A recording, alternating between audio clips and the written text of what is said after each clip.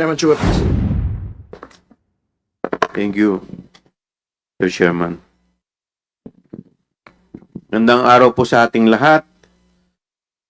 Mainit na usapin nitong mga nakaraang linggo ang mga anomalya sa National Infrastructure Projects na ibinahagi mismo ng Pangulo at ng ilang opisyal ng gobyerno.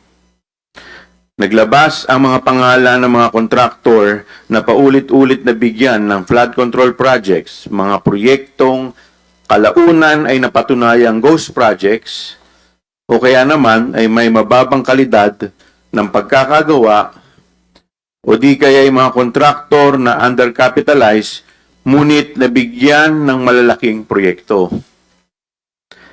Lalong uminit ang usapin nang mabunyag ang napakalaking halaga umano'y kinita mula sa mga proyektong ito kasabay ng ulat tungkol sa marayang pamumuhay ng ilang pamilyang konektado sa mga contractors. Ang mas masaklap, hindi ito ang unang beses na narinig natin ang ganitong klaseng kwento. Noong taong 2017 pa lang, nagsimula ng maglabas ang mga babala. Sunod-sunod ang mga ulat ng Commission on Audit mula 2017 hanggang 2020 na naglantad ng ilang libong proyektong delayed, depektibo, o tuluyang hindi na ipatupad na nagkakalaga ng daang-daang bilyong piso. Noong 2018, iniulat ng Philippine Center for Investigative Journalism o PCIJ ang pagkakasangkot ng ilang malalaking kontraktor sa mga flood control projects na na-delay o hindi natapos. Noong 2019 naman, mismong House Committee on Appropriations ang nakatuklas na maraming flood control projects ang prone na tinatawag na budget insertion, mga proyektong isinisingit sa pondo nang walang malinaw na konsultasyon o batayan.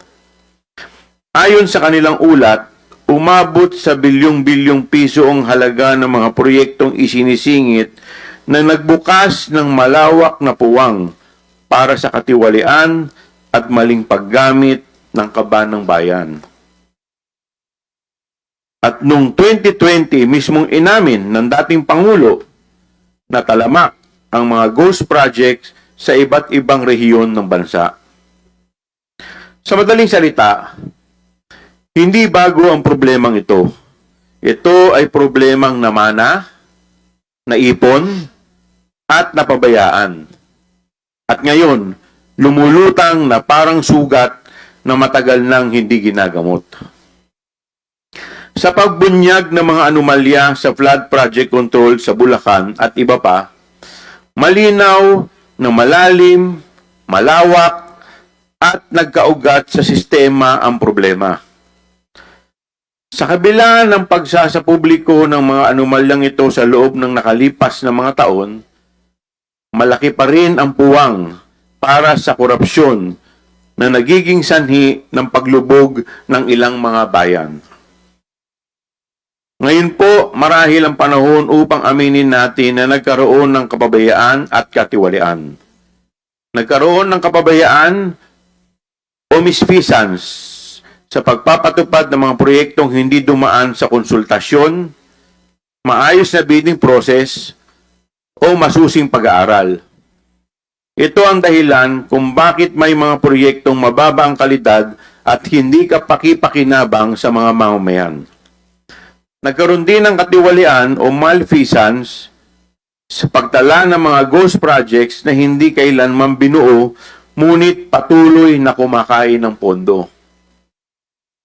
Sa pagtanggap natin sa katotohanang lumala ang problema sa flood control project sa bansa, inaako po namin sa komiting ito ang responsibilidad na hanapan ang mga sagot at solusyon ang mga isyung nakapaloob dito.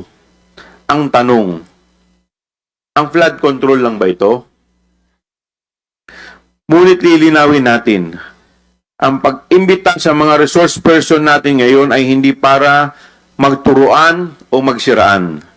Nandito tayo upang tukuyin kung saan nakalusot ang katiwalian, paano ito nagiging posible, at sino ang nakikinabang.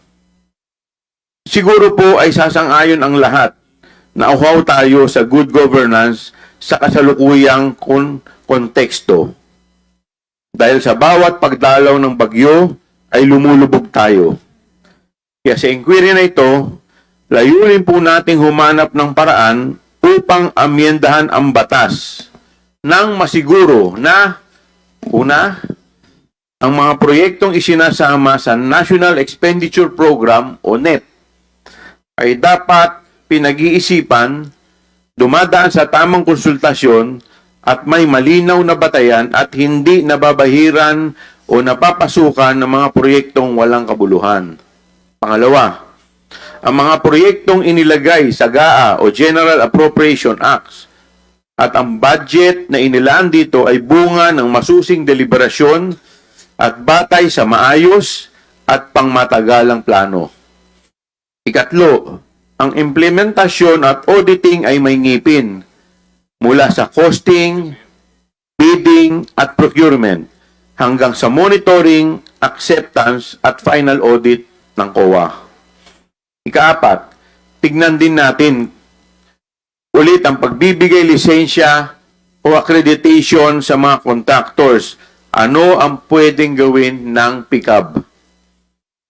At ikalima, paano natin gagawing competent ang ating civil service para ma-weed out natin ang mga personalidad na hindi naman dapat dyan at nakakadagdag sa bulok na sistema. Sa paglipas ng session, tiyak po na marami tayong matututunan mula sa mga resource speaker na magbibigay linaw sa lahat ng tanong tungkol sa issue ng flood control project sa bansa. Para marating natin ang paglilinaw na ito at makabuo ng komprehensibo at epektibong batas. Una, alamin natin ang buong proseso mula sa budget call sa Enero hanggang sa implementasyon at auditing. Ikalawa, susuriin natin ang mga butas sa umiiral na patakaran na nagbubukas sa katiwalian. At ikatlo, sisikapin natin tukuyin ang problema sa baha at tignan ang malawakang solusyon, hindi patsi-patsing proyekto na walang kabuuang direksyon, kundi isang malinaw na plano na ipatutupad ng may malasakit at walang bahid ng korupsyon.